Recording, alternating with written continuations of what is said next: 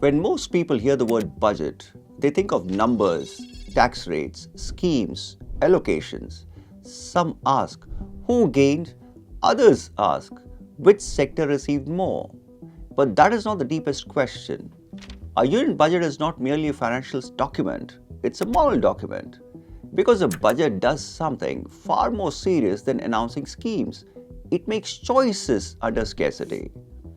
The Government of India has projected total expenditure of 53.5 lakh crore for 2026-27 with a fiscal deficit of 4.3% of GDP. This immediately tells something important. Not everything can be funded. And the moment we say not everything can be funded, ethics enters the room. Political scientist Harold Laswell once defined politics as a study of who gets what, when, how. A budget answers precisely that question. Who's prioritized? Who's protected? Who's asked to wait? And who bears the cost tomorrow? The finance minister has described this budget as guided by three kartavyas, that is duties. And those duties are to sustain growth, to build capacity, and to ensure inclusive development. But duties are moral language. So instead of asking, is this a good budget or a bad budget? Today we ask a more serious question.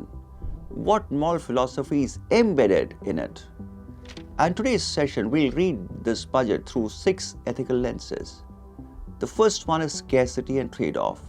The second is distributive justice. Third is human capability and dignity. Fourth one, care for the vulnerable. Fifth one, intergenerational justice. And lastly, procedural fairness. Let's begin where ethics always begins, scarcity.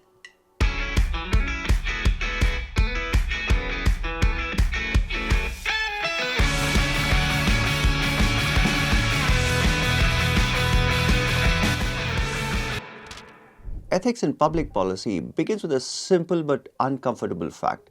Resources are limited. If a government could fund everything, every subsidy, every infrastructure project, every welfare demand, there'd be no moral tension. But that world doesn't exist. For 2026-27, total expenditure is estimated at 53.5 lakh crore. At the same time, the fiscal deficit is projected at 4.3% of GDP. And the government has reaffirmed its intention to reduce the debt to GDP ratio towards 50 plus or minus 1% by 2030-31. These are not merely economic targets, they are normative commitments. They say something about how much burden we are willing to shift to the future. In moral philosophy, this is called a problem of tragic choice. When values conflict, growth, welfare, stability, intergenerational fairness, we cannot maximize all of them simultaneously. To increase capital expenditure, which in this budget rises to 12.2 lakh crore, is to prioritize long-term productive capacity. But to maintain fiscal discipline is to restrain present expansion so that debt does not spiral. There's an ethical tension here. Spend more today and you may accelerate growth, but you risk burdening future taxpayers. Restrain spending and you preserve macroeconomic stability. But some immediate needs may remain unmet. This is not a technical balancing act, it's a moral one. Political theorists from Aristotle onwards have recognized that public life is governed by prudence, the practical wisdom to navigate competing goods without collapsing into extremes. A budget is one such exercise in practical wisdom. It is an attempt to balance ambition with restraint, investment with sustainability, present claims with future obligations. And once we understand that trade-offs are unavoidable, we are prepared to ask a more specific question. When choices must be made, who ought to come first? This is the question of justice. Scarcity forces choices. Justice determines how those choices are structured. In political philosophy, distributive justice concerns the fair allocation of social goods, income, opportunities, security, and public investment. But philosophers disagree on what fairness requires. Some emphasize equality, that resources should be distributed as evenly as possible. Others argue that justice requires ensuring that everyone has enough to live with dignity. Still, others emphasize overall welfare, asking whether policies improve the well being of society as a whole. Public policy inevitably navigates between these competing principles. One of the most influential attempts to organize this debate came from John Rawls. In his book Theory of Justice, Rawls argued that social and economic inequalities can be justified but only under a strict condition. They must work to the greatest benefit of the least advantaged members of society. This is what Rawls called the difference principle. Notice the subtlety of this idea. Justice does not require eliminating inequality. It requires that inequality be justified by improving the position of those who start with the least. Growth is acceptable, but only if it lifts the bottom. Now read the budget through this lens. Instead of asking only whether total expenditure has increased, we ask who's prioritized within that expenditure. Several initiatives appear directed towards groups facing structural disadvantage. For instance, skill and livelihood programs for Divyangjan, including the Divyangjan Kaushal Yojana, expansion of assistive technology production through Alimco, targeted agricultural programs supporting small and marginal farmers, including coconut and high-value crop initiatives, regional development through Purvodaya initiative and expanded connectivity in the Northeast. These measures are not evenly distributed across the entire population. They are directed towards identifiable vulnerabilities, disability, agrarian risk, and regional imbalance. From the perspective of distributive justice, the ethical question is not whether inequality exists. Inequality is inevitable in complex societies. The question is whether public policy justifies inequality by improving the condition of those who are worse placed. Distributive justice, in this sense, does not demand uniformity, it demands justification. Why this group? Why this region? Why this sector? Every budget answers those questions, sometimes explicitly, often implicitly. And once we recognize that justice is not only about redistribution, another question emerges.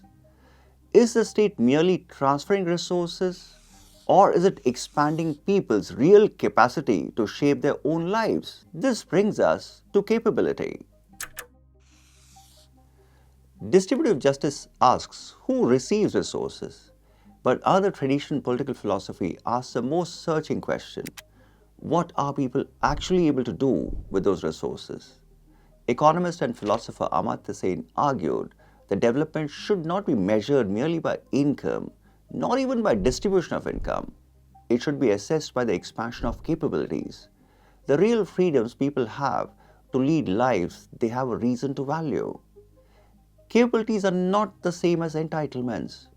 Two individuals may receive identical benefits, yet one may lack the institutional, educational, or social support to convert those benefits into meaningful agency. A scholarship without hostels, training without market access, credit without infrastructure, resource exists, but the capability does not. So the ethical question becomes, does policy merely transfer support, or does it expand human capacity? If we read this budget through the lens of capability, we see sustained emphasis on institutional and skill-building interventions.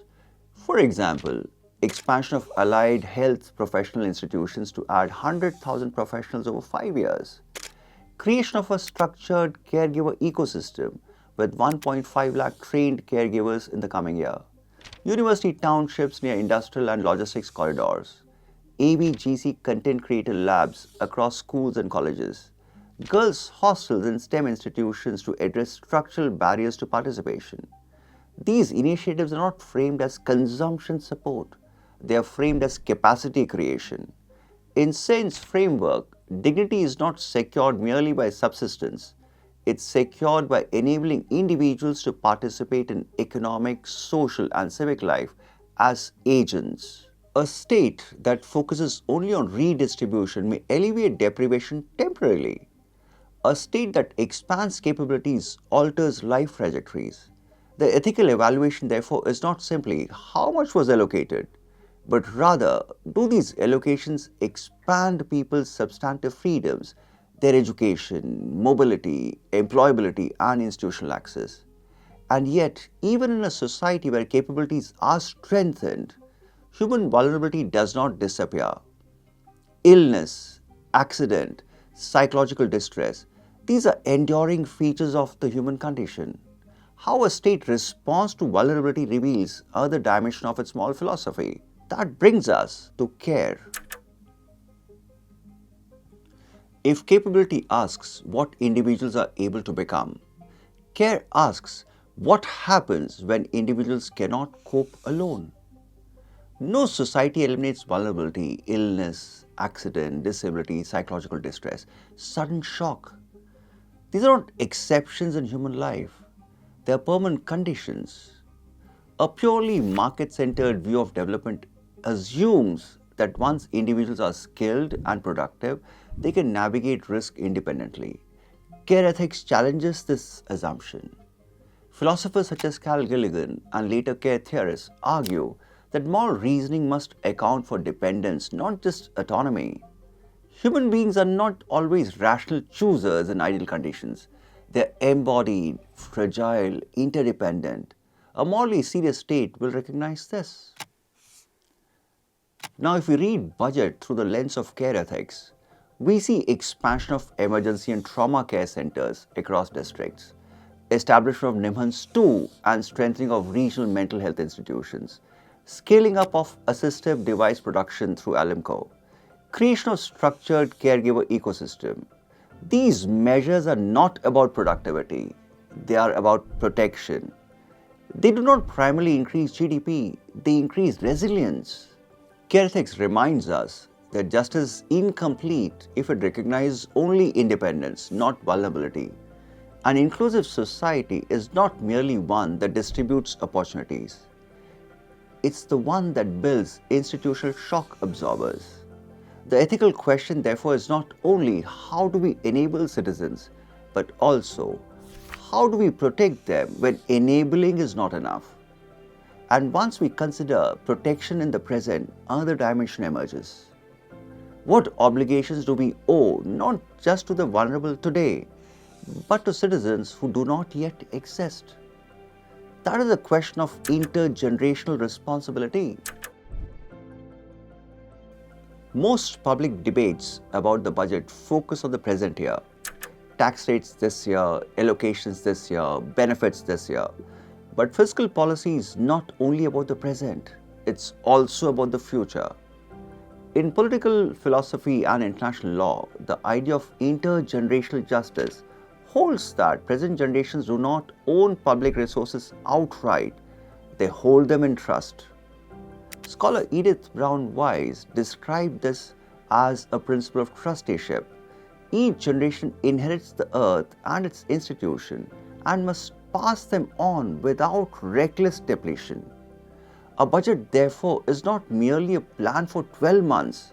It's a statement about how much burden we are willing to transfer forward.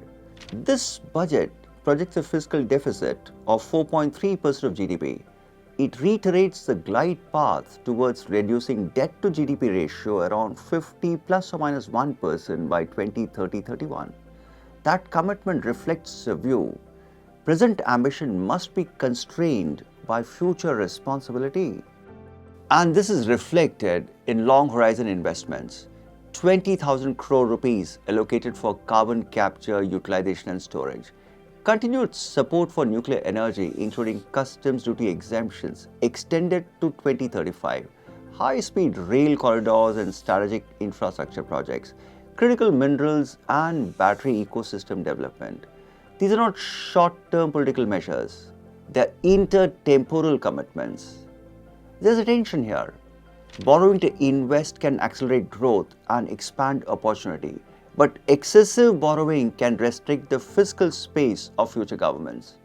Environmental investment today may impose costs now but prevent irreversible loss later. Intergenerational ethics does not provide a formula, it provides a discipline. Ask not only what today's citizens gain, but what tomorrow's citizens inherit. A morally serious budget must therefore balance three temporal claims: immediate need, medium-term growth, long-term sustainability. And once we speak of growth and sustainability together, the question becomes unavoidable. What kind of growth are we pursuing in the first place? But once we speak of growth and sustainability together, the question becomes unavoidable. What kind of growth are we pursuing in the first place?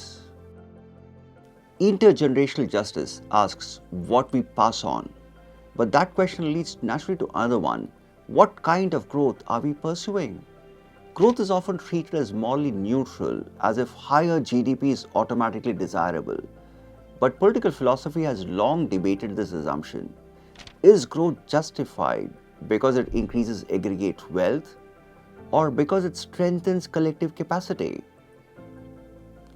In this budget, we see a distinct emphasis on strategic state capacity building.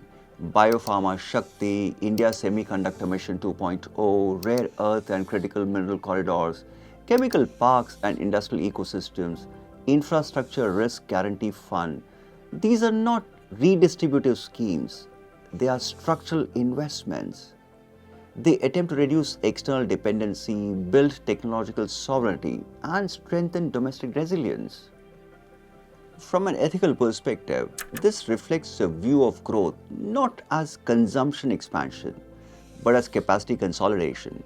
Growth in this framework becomes morally defensible when it increases autonomy and reduces systemic vulnerability. But growth is not without limits. Economic expansion draws on finite ecological and material systems. Industrial production consumes energy, minerals, land, and water. Unchecked expansion can therefore erode the very foundations on which long-term prosperity depends. Political philosophers and environmental thinkers have long argued that development must recognize ecological constraint. This is where sustainability enters the ethical evaluation of growth. In this budget, that concern appears in several measures. 20,000 crore rupees allocation for carbon capture, utilization, storage, modal shift towards inland waterways to reduce carbon intensity, sustainable tourism initiatives. These measures signal recognition that development cannot ignore environmental limits. The ethical tension here is subtle. Industrial expansion strengthens capacity. Environmental stewardship restrains excess. A morally serious budget must negotiate both. It must ask, can we pursue prosperity without exhausting the ecological and fiscal foundations on which prosperity depends? Growth without limits is reckless. Restraint without growth is stagnation. Ethical governance lies in the disciplined navigation between the two. And once we recognize that growth itself must be justified, we return to a final institutional question. Even the best designed priorities depend on how power is exercised. This is where procedure enters. A budget is not only judged by what it funds, it is also judged by how authority is exercised in implementing it. In political legal philosophy, this is the domain of procedural justice. The rule of law tradition holds that power must be exercised through clear, predictable, and non-arbitrary processes. Legal philosopher Fuller described this as the internal morality of law. Laws must be general, public, consistent, and intelligible if they are to command legitimacy. In other words, justice is not only outcomes, it's also about procedure. Now, if we read the budget through this institutional lens, we see a sustained emphasis on simplification and depersonalization of authority.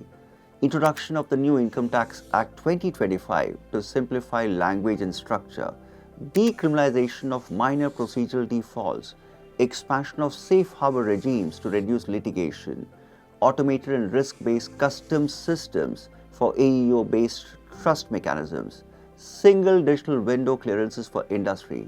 These reforms do not directly redistribute income.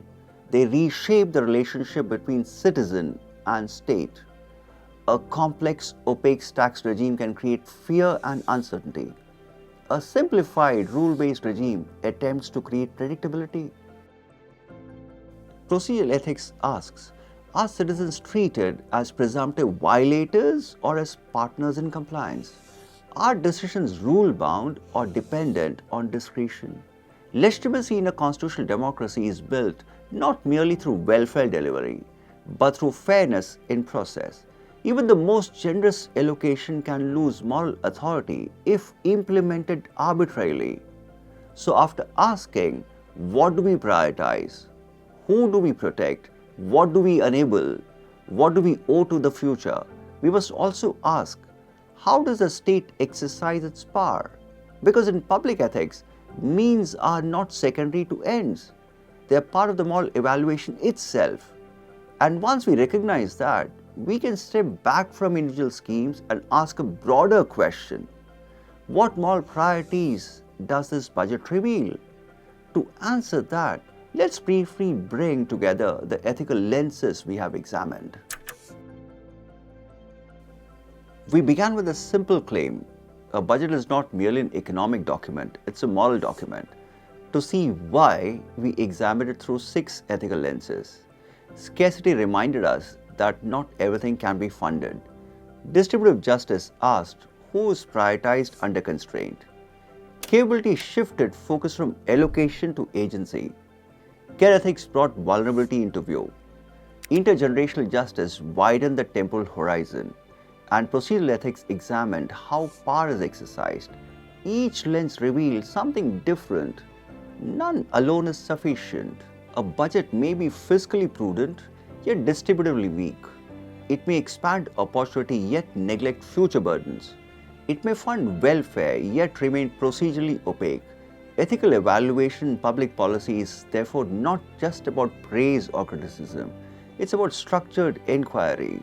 When administrators need a budget, they're not merely implementing line items, they're operationalizing moral priorities.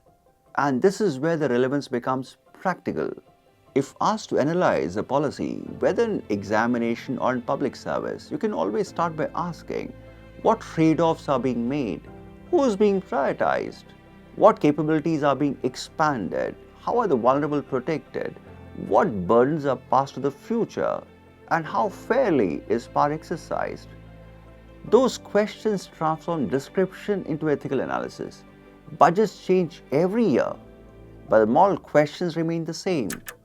Who matters? What is owed? What is enabled?